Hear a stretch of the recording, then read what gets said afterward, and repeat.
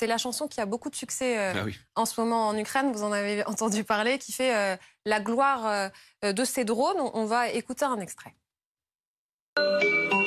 Прийшли окупанти до нас в Україну, форма новенька, воєнні машини, та трохи поплавився їх інвентар. Байрактар. Байрактар. Зі сходу припхались до нас барани, для восстановлення великої страни, найкращий пастух баранячих отар. Байрактар. Байрактар.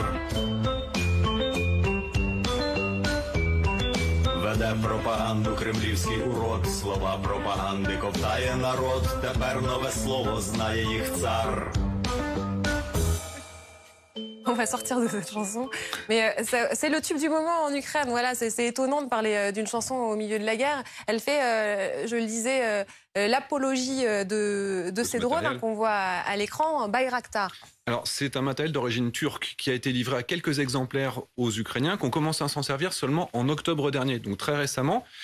Mais sauf que ce matériel a une histoire. Les Turcs en ont fourni à leurs alliés en Azerbaïdjan, ils s'en sont servis en Libye et en Syrie.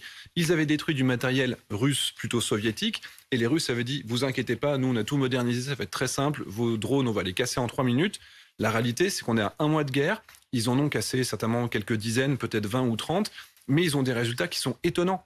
Ils arrivent notamment à taper les centres de commandement. C'est pour ça qu'on a 6 ou 7 généraux russes qui ont été tués.